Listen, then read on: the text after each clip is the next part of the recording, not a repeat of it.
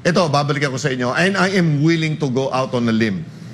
Mag-gold medal ng Pilipinas bukas kontra sa Jordan. Narinig nyo na yan? Walang magsasabi nun. Mga sabihin ni Pastor Kibuloy, huwag nyo nang pabalikin niya kung ano-anong sinasabi. Pastor, pagpasensyahan mo na. Ganyan Pero po confident ka, sir, that this is going to happen for us? May nakita ako sa team na ito na hindi ko nakita doon sa mga previous teams natin. One, it is organized. The players believe in what they're doing. They're being led by a coach who's a nonsense coach. No nonsense ang tawag na, hindi nonsense. Iba kasi yung nonsense na coach sa no-nonsense coach. Sa no-nonsense, of course. Wala siyang pakialam sa kung anong isusuot niya. Walang drama. Okay? It is about the players. And it is about the goal of winning the gold medal. Yung nakikita nyo ngayon, si Justin Brownlee, di ba? Alam nyo itong nilaro nito? Dapat ito talagang wag nang pauwiin ng Amerika. Ampunin na ho natin siya ng patuluyan dahil... Turuan muna natin siya mag-Tagalog. Marunong na. Marunong. Okay, that's good. Pero marunong. Pero kung mababalik tayo doon sa litrato, alam nyo, bilib ako doon sa yung social media team nyo.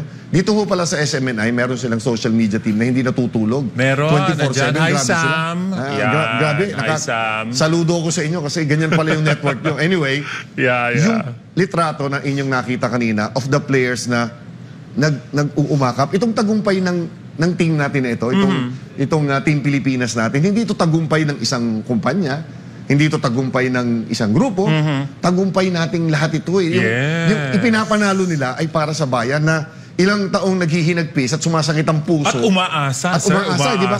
Kasi paasa nga Pero yung team na nakita natin, parang ginagamot niya lahat yung sugat. Naghihilom ang lahat ng sugat ng Philippine basketball dahil sa performance nila. Lalo pa, yung laro nila kagabi kung saan tambak na Marami na nagpatay. Ayan, marami na nagpatay ng mga TV o umulis sa Facebook. Wala na.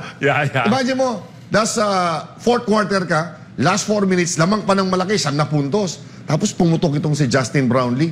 Nagtulong-tulong yung si Kevin Alas, nagpakita ng laro. Si Calvin Oftana. Basta it was a total team effort. Ayan, si Junmar Fajardo sa mga Bisaya. And that's how it should be, sir. Di ba dapat really a team effort for you to win it? Yun yung sinasabi. Yun ang pinatunayan. Ayan, si Scottie Pippen. Scottie Pippen kayo, Scottie Pippen Scottie Thompson. Scottie Thompson. Di ba?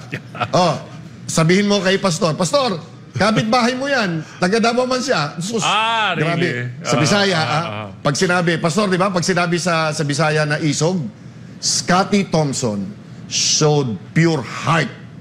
Di ba? Kasi ang puso, naniniwala ako, hindi isinisigaw, isinasabuhay. Wow. I can see your passion. It's very evident. Pero sir, how important is sports for nation's progress and vitality? Nako, ang ganda. Paano ba natin i-correlate yan? Ang ganda niyan. Alam mo yung sports, mandate po yan ng ating republika, ng ating constitution, to use sports para makapag-build tayo ng matatalino, malalakas, at mga handa sa kahit na anong bagay na nation. Ibig sabihin, ang citizenry natin, tignan nyo maigi, ang constitution natin. Outside of the military training, sir, it's sports. Ang sports is integral. Ang problema, na-overlook po natin yan. Sa pagbabalik ko dito next time, kasi nakakahiya naman ko, i-google ko pa sa inyo, at magsa-search ako sa Wikipedia. Sige sir, magbabalik ka dito sa Pilipinas muna. We will have you again for a continuation. Gusto ko ipaliwanag at gusto ko ipaalala. History naman, Emil. History. Ito is constitution. Ano ang mandate sa mga leaders natin, sa bawat isang mamumuno ng ating bayan, tungkol sa sports? Kasi kailangan, ina-assure natin o sinisigurado natin na tayo ay merong malakas na bayan sa pamamagitan ng mga hindi lang matatalino pero malalakas na katawan. So sir, ito ay mandato ng Philippine Sports Commission? Trabaho nila dapat ito. Okay. And it is in our constitution. Inuutos ng ating konstitusyon, ng ating saligang batas.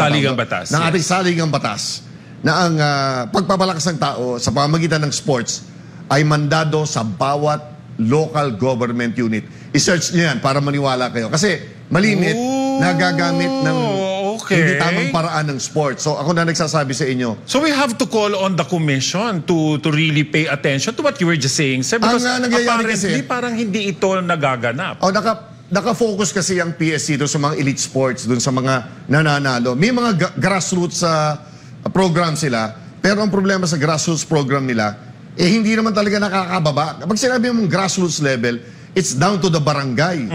Bababa ka talaga doon. Kasi alam nyo, ang sports, pumunta man kayo sa kahit na anong bahagi ng mundo, ang sports is integral in nation building.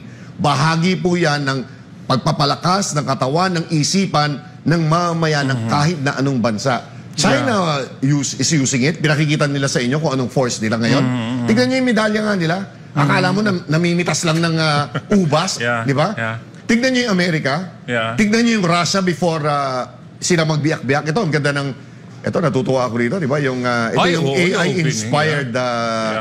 Alam niyo yung AI, yung Artificial Intelligence, pag ginamit ng tama, maganda ang gamit. Ito yung tinatawag nilang technology-based opening ceremonies ng Asian Games. Sa Asian Games na ito, makikita natin na meron na tayong 2 medalyang na papanalunan. Ang isa, of course, is si EJ Obiena. Pero mamaya, baka I'm getting ahead of the story, baka sabihin ni Direk.